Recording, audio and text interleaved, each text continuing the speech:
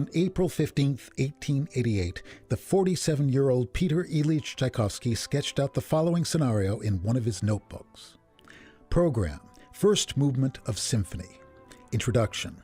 Total submission before fate, or, what is the same thing, the inscrutable designs of Providence. Allegro.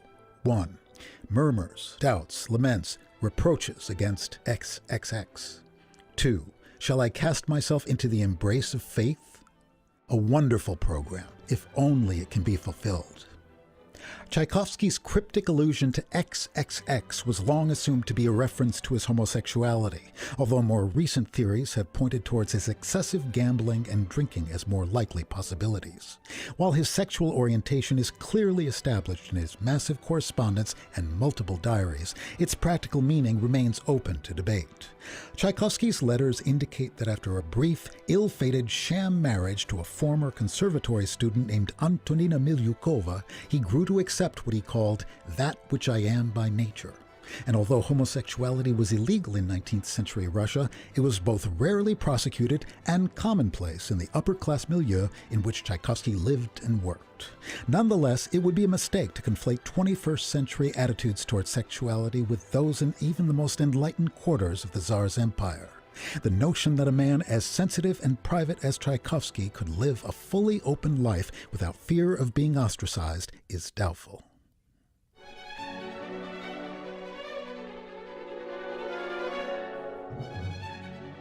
As we seek to understand the factors that inform the creation of Tchaikovsky's Fifth Symphony, it's useful to widen our lens and consider what we know about the composer's personality as a whole. From early childhood, his intrinsic hypersensitivity was abundantly apparent. One nanny described him as a child who seemed to be made of glass. Disappointments were traumatic, and traumas left wounds that never healed. For instance, the loss of a parent is always particularly tragic for a young person, but such losses weren't unusual within a context defined by mid-19th century lifespans. And yet the grief that descended upon the 14-year-old Tchaikovsky when his mother died never entirely left him. He mourned her loss for the rest of his life, identifying it as the crucial event that shaped his worldview. Decades after her passing, he confessed to a friend that every moment of that appalling day is as vivid to me as if it were yesterday. Tchaikovsky's acute sensitivity left him particularly exposed to external circumstances. It was the foundation of his deeply ingrained sense of existential vulnerability and the catalyst for the frequent major depressive episodes that plagued him. His writings are filled with references to symptoms that appear in 21st century diagnoses of depressive disorders: dark moods, disinterest in regular activities, insomnia, self-contempt, profound discouragement, indecision, and perhaps most importantly within the context of Tchaikovsky's Fifth Symphony, a fatalistic preoccupation with death.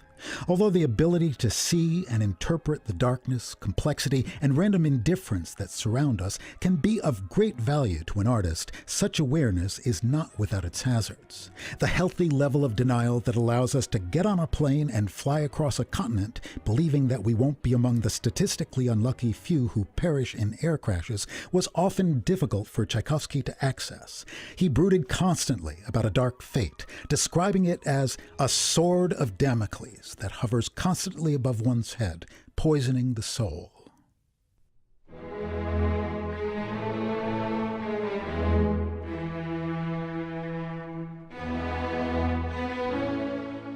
Within this context, the Fifth Symphony can be seen as a reflection of Tchaikovsky's lifelong struggle to find a sense of safety in a world in which he felt perpetually vulnerable. The symphony's rhetorical proposition is presented at the outset in a fateful motto theme with funereal dotted rhythms. Throughout the symphony, Tchaikovsky deploys this theme with characteristic skill to establish the work's dramatic architecture.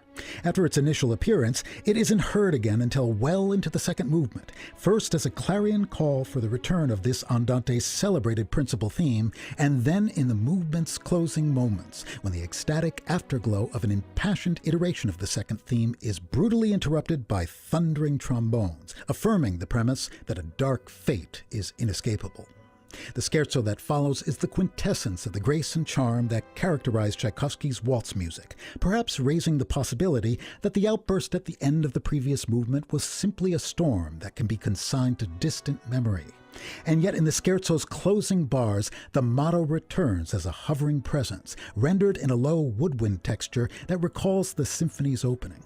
Almost 1,000 bars into the piece, we've hardly moved from the dark place where we started. But this suddenly changes with the opening of the finale, where the motto is cast in major and played by the strings as a noble processional.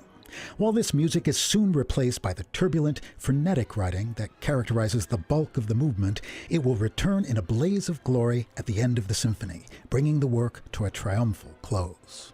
Although the darkness to light narrative arc Tchaikovsky traces in this work follows the model established by Beethoven in his Fifth and Ninth Symphonies, some critics have considered this apparent happy ending to be arbitrary and even insincere.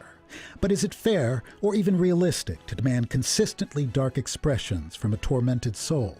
An aspiration of joy can be particularly compelling when it arises in the midst of profound struggle, and it's perhaps this implicit plea for deliverance that makes Tchaikovsky's Fifth Symphony so emotionally resonant.